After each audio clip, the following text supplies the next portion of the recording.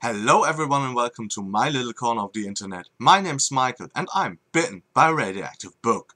Today I'm showing you the next segment in my 15 in 2015 series where I talk about books that I'd like to read next year. For the last 3 weeks I showed you books from genres that I'm possibly picking up, like fantasy, science fiction and steampunk, and now we're mixing those up a little bit because today we're talking about series I'd like to finish next year. So, let's get started. First off, we have my big project for the year. I'm trying to tackle one of the bigger epic fantasy series and one that is lesser known. It's the Shadows of the Abt series by Adrian Tchaikovsky. I've read the first book in the series, Empire of Black and Gold, and really liked it.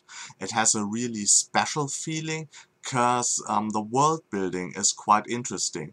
Instead of the normal races you would expect in a fantasy like elves, dwarves, orcs, Adrian Tchaikovsky created a world where the races are related to insects. So we have humanoids looking like, people, but they all have like traits from different insects inside them. So for example, the ant Kinden, as they are called, have like a hive mind and are militarily versed. And other races like Flykinden, for example, are a bit more simple, but they can like fly. And overall the series deals with the threat of the Wasp Empire, that is the aforementioned empire in Black and Gold. And this empire disguises itself and its conquest as like just wanting to be traders with others, and there are only like a few people, our main hero Stanwald, for example, who know that they are actually very aggressive and just want to conquer everything, and he and his students try to avoid that fate for the world. And it's a 10-book series, and the series is already finished, and so I try to tackle the whole series over the course of the year, and starting in February you will see me reading one book a month of that series. Next up we have a series that is quite popular lately on BookTube. It's the Farseer trilogy by Robin Hobb. Robin Hobb is one of the best writers when it comes to prose in terms of quality that you can encounter in epic fantasy, and I've read her first book, Assassin's Apprentice, a while ago. It wasn't like that big revelation for me, it was just a good read. So I rated it 3 stars, but I really want to see how the story turns out, how it goes on with our main character Fitz, who is like a royal bastard and has to maneuver his way through a court that is mostly hostile towards him, and also become an assassin. Next up we have a series I think I haven't talked about on my channel so far. It's the Chathrand Voyage by Robert V. S. Reddick. It's a very interesting world. It has a bit of a Dickensian feeling for me. We follow an orphan boy. I think he's an orphan, yeah, I'm pretty sure. And he has some mysterious fits. And every time he has one of those fits, he's able to speak in another language, a language that he obviously doesn't know or has no right to know. And he gets on board of a huge ship, and the ship is like the biggest ship of the world at the time. And we have a royal family traversing on the ship, and in the prologue we learn that at some point that ship is going to sink, and the events leading up to that and what has happened there are quite interesting. I read the first book I think in 2012, and I was drawn in by the atmosphere, by the imaginative world building. Robert V. S. Reddick invented some really cool like races, for example, for his world. There are like talking rats aboard the ship that have their own society. Then there are like little people, like really little, like only, I don't know, a few inches tall, and humans somehow really hate them, and they also are able to smuggle some of them aboard and hide on the ship. There is the princess, and the princess owns a clock, and in the clock lives like a wizard from another dimension who can travel through the clock to the princess. So yeah, it's really, really imaginative, and I'd like to continue with the series and finish it this year. Next up we have Revelation Space by Alistair Reynolds. It's a science fiction space opera series. I've read the first book, Revelation Space, also I think in 2012. It's a space opera, multi POV with very deep themes and very interesting characters. I've read like the first book, and then there is a standalone in the series, Chasm City, and then there are the remaining two volumes of the Revelation Space series. And these are the three books I'd like to read this year. Next up we have a really popular series, and so I don't have to tell you too much about it. It's the Stormlight Archives by Brandon Sanderson. And you have seen many people talk about The Way of Kings and Words of Radiance, and I have so far only read The Way of Kings, and as I'm now catching up with all my Sanderson reading, as you might have seen, I've read Warbreaker lately, and I'm trying to finish Mistborn, so I just finished Well of Ascension, and I'm now on Hero of Ages.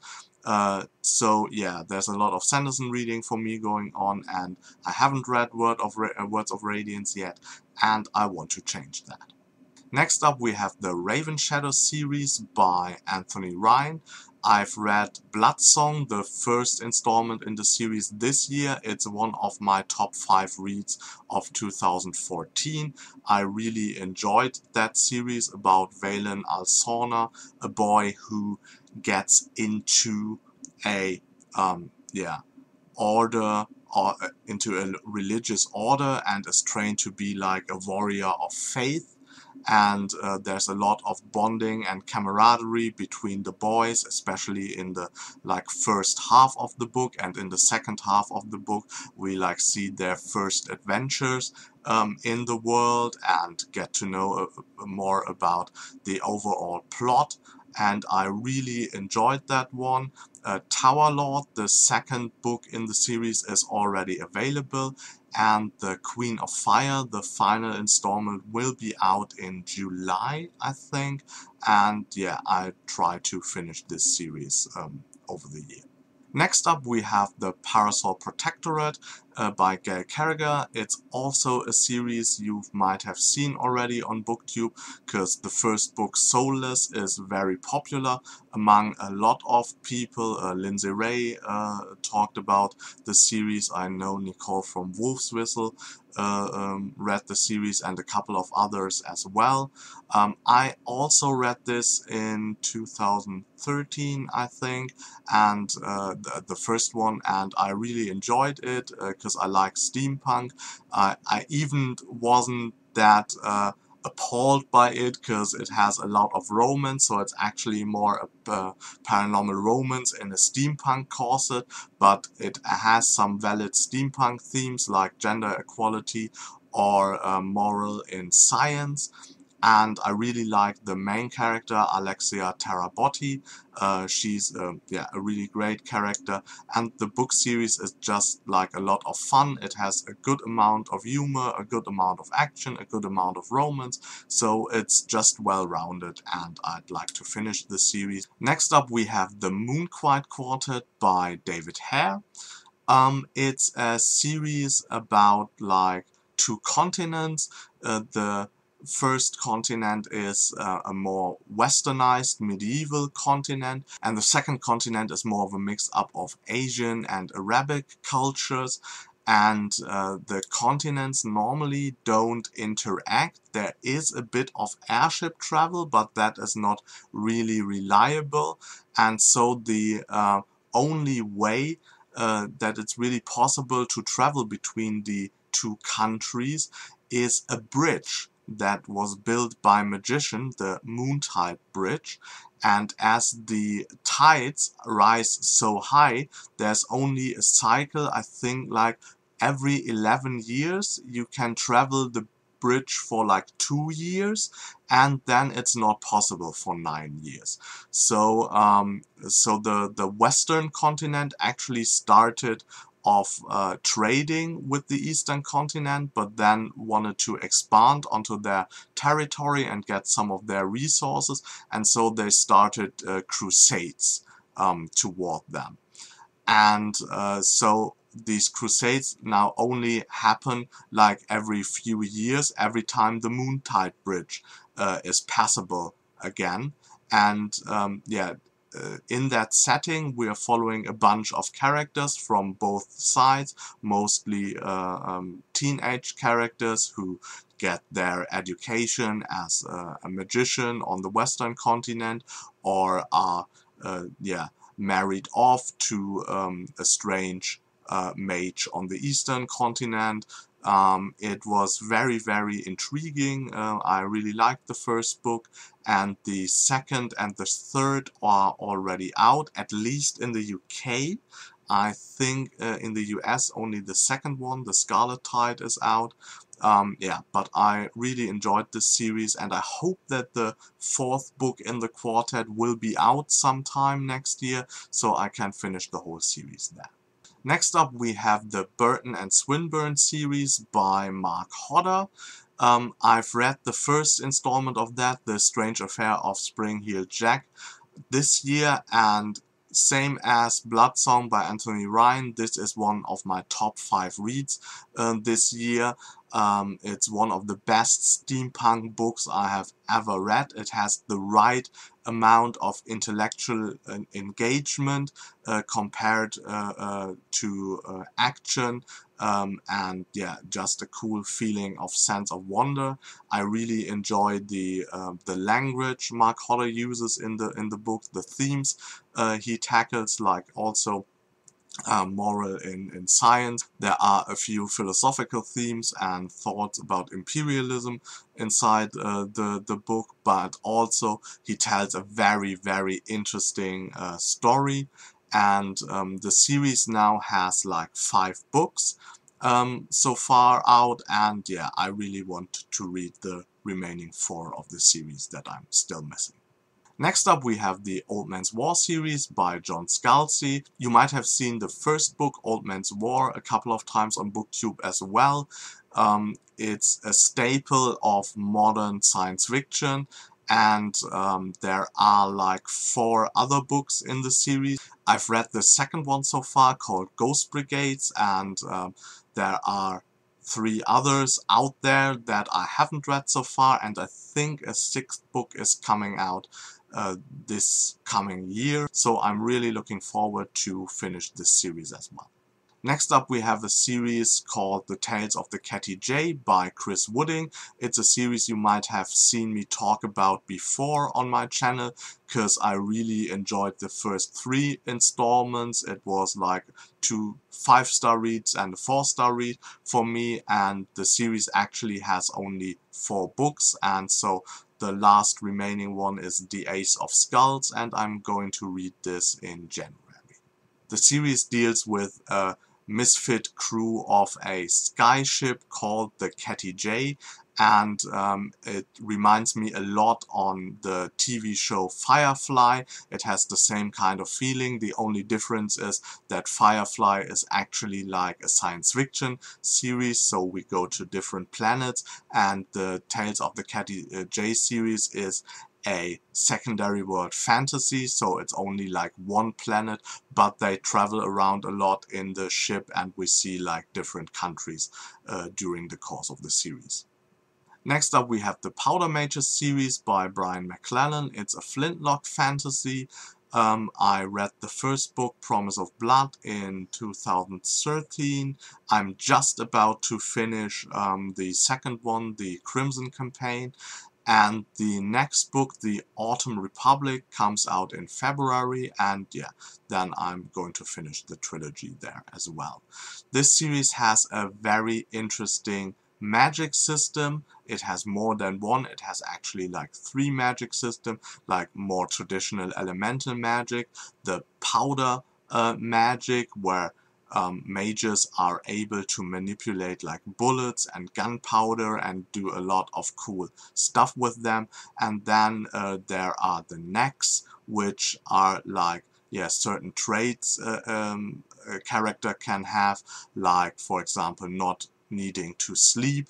And in the series we see a government, a king, being overthrown by the military, and the military leader who leads the coup is one of the main protagonists, as is his son. Both of them are powder mages, and we have 2 other characters as well, an elderly investigator that I really like, and a young woman who is kind of a laundress in a noble's house, and how they are all involved in this kind of revolution is for the reader to find out.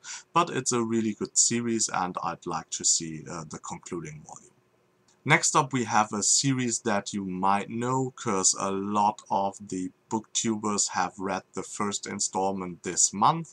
It is Theft of Thoughts by Michael J. Sullivan. It's the first in the Riyria Revelations, and Sam from Novels and Nonsense is a huge fan of this original trilogy. And a lot of the booktubers that read SFF are going to buddy read like the second and third installment in the series in January and February, and maybe then even continue to read the 2 prequel books in the series. So yeah, I'm really excited. I really enjoyed the first book. The books are all are bind-ups of books that Michael J. Sullivan released as an indie author, so each volume contains actually 2 books of his original sextet. Yeah, and the quality was really good. It had the possibility to improve, and all I've read is that it does, so I'm really looking forward to the next 2 volumes in the series. Next up we have another flintlock fantasy. It's the Shadow Campaigns by Django Wexler.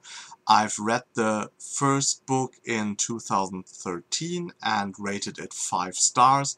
I was really impressed with it. We're following Marcus and Winter, 2 characters who are part of a conquering or invading army so they are from kind of a Western culture, and they invade some kind of Arabic culture in a secondary fantasy world, but they are asked to assist the leader or the dethroned leader of this world. There is also like a magical secret inside the series, so yeah, there is a huge fantasy element, but this series focuses a lot on the military aspect and on character development, and I really enjoyed that. A couple of booktubers like Lindsay from Lindsay Ray, Sarah from Books and Junk, Sana from Inkbones Books, and Rachel from Rachel Taylor are actually reading the first book, The Thousand Names, right now, and I'm listening in on their conversation on Voxer, because I've read the first one, and the second one is already out, and the next or the final installment comes out in 2015, and so I want to finish that series as well. And last but not least, we have The Dagger and the Coin by Daniel Abraham. It's an epic fantasy series, multi-POV as well. It has some economic aspects, because one of the characters is actually a ward of a bank, and she tries to smuggle out some money from a town that is about to be invaded by a foreign empire, and we see her struggle and the mercenaries she hires to bring out the money from the city. And on the other hand, we also see characters from the perspective of the invading empire, so there is no real good and bad. There are more ambiguous and grey characters. I really enjoyed that. And there are 3 more books already out in the series, and the 5th installment is coming out in 2015, and I'd really like to continue with the series. So that's it for the series I'd like to finish in 2015. Next week we will have the last installment of the 15 in 2015 segment, and it will deal with books I'm looking forward in 2015. So mainly new releases that I'm eager to get my hands on, or a few books of series I haven't talked about so far. Yeah, where the next installment is coming out, so look forward to that next week. Yeah, that's it from me today. I hope you enjoyed this video. If you did, please hit the like button. If you want to see more of me, subscribe to my channel. If you want to know what's coming up on my channel, please look inside the description box. There's a little segment there called On the Horizon. I wish you a good day and hope you get bitten by a really good book too. Bye.